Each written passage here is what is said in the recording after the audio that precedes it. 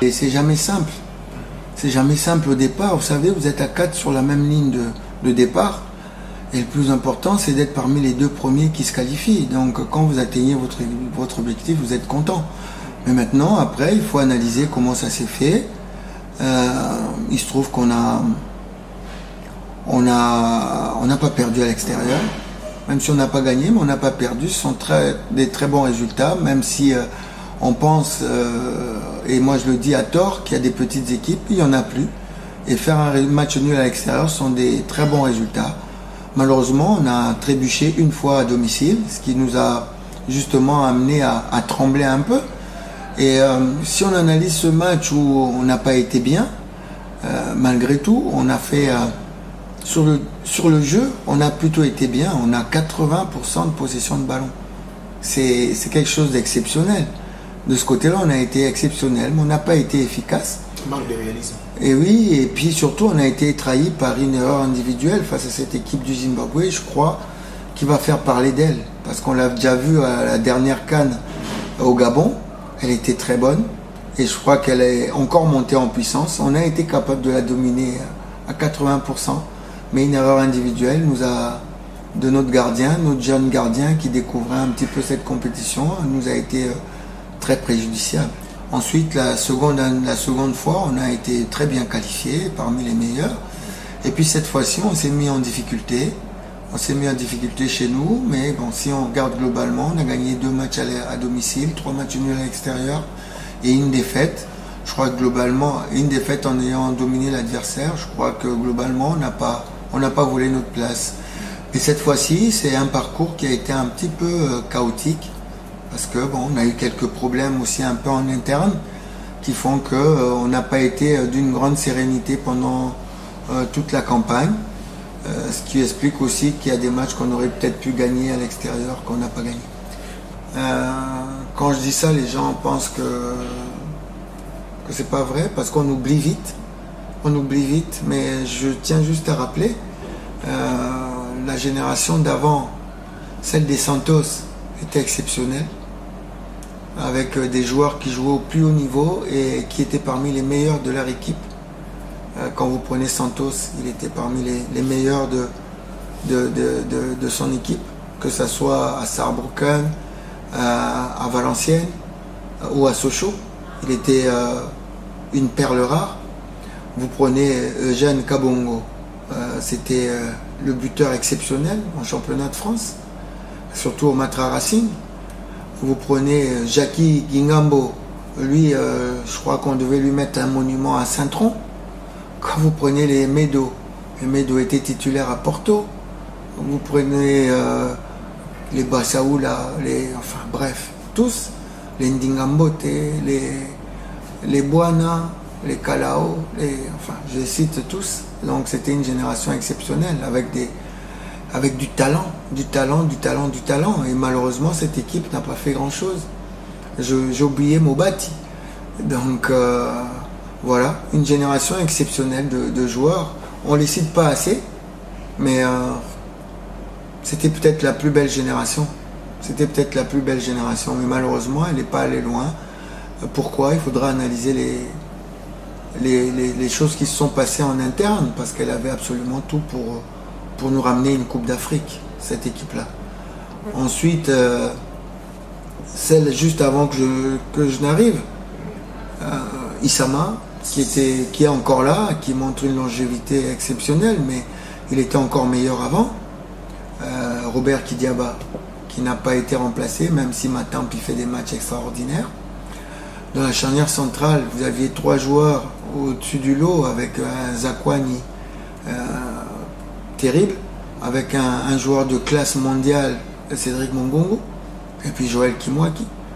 À gauche, avec un grand Kasussula et Ebunga, et Rita, pardon. Voilà exceptionnel. Vous avez au milieu de terrain, vous aviez Youssouf Moulumbu, qui était capable d'être élu meilleur joueur du mois dans le plus grand championnat du monde. Il a déjà été élu meilleur joueur du mois. Et en même temps, en Allemagne, vous aviez Cédric Macchiadi, qui a été élu à Fribourg, à Brême, élu meilleur joueur de la même chose dans le championnat d'Allemagne.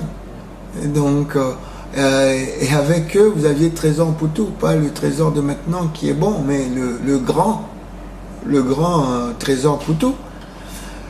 Devant, qu'est-ce que je peux vous dire? Loa. D'un côté, vous avez Loa, vous avez Shabani Nonda, vous avez Mbokani, vous avez Patou, Kabang ou Alain Kalitou Kadioko, les Deokanda. Voilà. Vous avez une équipe exceptionnelle. Les moments difficiles, il y en a eu quand même. Il y a eu des moments heureux en gagnant 3-1 face au premier match. Ensuite, on est allé faire match nul au Libéria dans des conditions difficiles, mais c'était déjà des conditions difficiles au niveau du terrain. Mais déjà en interne, il y a eu quelques petits problèmes, quelques petites intoxications, parce que il faut pas se mentir, ça vient de notre non-qualification à la Coupe du Monde. Donc il y a eu une grande déception, on a voulu remettre en cause beaucoup de choses. Le président de la fédération n'a pas voulu, il n'a pas voulu plier, et donc il y a eu des antagonismes avec le ministère des Sports. Voilà, il faut dire les choses. Donc ça a déteint un peu sur le groupe. Ça a déteint sur le groupe, et voilà, on n'avait pas toute la sérénité. Et puis ça ne s'est pas arrangé avec le mauvais résultat qui a suivi, le troisième, avec la défaite à domicile. Donc ça a mis de la fébrilité, et évidemment, quand vous êtes fébrile, vous faites des moins bons résultats que quand vous êtes totalement serein. Des joueurs dans leur club. Donc le grand problème, c'est qu'ici, on aime trop la polémique. On aime trop la polémique. C'est vrai qu'il y a eu... Quand je suis arrivé, j'ai donné 4 critères pour venir en équipe nationale, pour dire que je faisais des choix, pour avoir une certaine objectivité dans les choix. Alors, le premier critère, évidemment, c'était celui-là, celui que vous évoquez, c'est être compétitif dans son club. On a oublié le deuxième, c'était la concurrence au poste, mais celui-là, on n'en parle pas. Le troisième, c'était le niveau de la compétition dans lequel on joue. Et puis le quatrième, c'est le comportement au sein du groupe. Donc celui-là aussi, on a tendance parfois à l'oublier. Alors, quand je suis arrivé, ces critères étaient vraiment d'acuité, parce qu'on avait les joueurs qui jouaient partout. Ils avaient du temps de jeu, ça jouait, et puis voilà, le choix était difficile. Et il y avait la concurrence au poste. Maintenant, en ce moment, il se trouve que les joueurs ne jouent pas beaucoup dans leur club. Donc le premier critère, il est un peu valable pour tout le monde. Et puis après, il y a le deuxième critère qui rentre en compte. Quand le premier critère, vous ne passez pas, vous passez aussi au deuxième critère, c'est-à-dire la concurrence au poste. On prend un exemple, par exemple, quelqu'un comme Chancel. Chancel, c'est vrai qu'il ne joue pas dans son poste. Et il faut aussi dire aux Congolais que les championnats européens, les compétitions européennes ne sont pas comme les compétitions congolaises.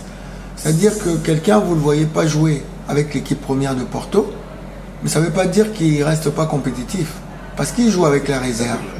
Donc, il a du temps de jeu. Il a du temps de jeu, peut-être pas au niveau de la compétition qu'on souhaiterait, mais il a du temps de jeu. Donc, il joue. Effectivement, il joue. Donc, c'est une chose que les gens doivent savoir. C'est pas comme si tu es dans V-Club ou dans Mazembe, c'est-à-dire que quand tu n'es pas retenu pour un match, tu ne joues pas. Mais en Europe, non. Quand tu n'es pas retenu pour un match, tu as cette possibilité de pouvoir jouer avec l'équipe réserve et de rester en compétition. Donc ces joueurs-là sont en compétition puisqu'ils jouent dans les équipes réserves. Et c'est vrai qu'au niveau du troisième critère, le niveau de la compétition, il est un peu inférieur. Mais le niveau de la compétition d'une équipe réserve européenne n'est pas loin des équipes ou supérieures aux équipes africaines. Et comment l'arrivée de Poutou Trésor, qu'est-ce que ça a changé pour le plan tactique de l'équipe nationale?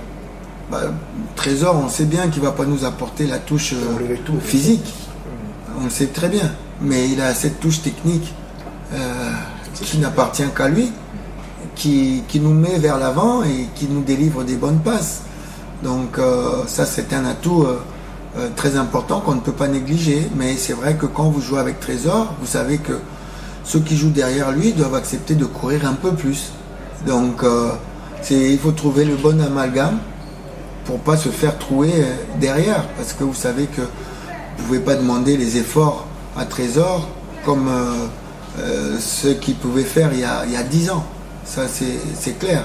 Donc, il faut l'accepter. Et ceux qui jouent derrière lui doivent se mettre au service de l'équipe parce qu'on sait qu'à un moment donné, il peut toujours vous délivrer une passe décisive comme il a pu faire. Il est revenu, il nous a fait 2 matchs, délivrer une passe décisive à Brazzaville, il délivre une passe décisive ici au Congo face au Libéria et n'eût été... bon, on ne va pas remettre en cause l'arbitre, mais il a marqué un but à Brazzaville qui était totalement valable, mais bon, l'arbitre seul n'a pas vu dans le terrain. Donc sur le plan offensif, il nous apporte quand même des solutions. Donc voilà, et puis il le montre à Mazembe. Il le montre à Mazembe en jouant tous les matchs avec un haut niveau. Et il est titulaire et il continue à enchaîner des matchs. Donc il finit très bien sa carrière et je suis très content pour lui. C'est pas le moment, à l'image du match qu'on a fait contre le Libéria. C'était pas un match où il fallait faire des essais.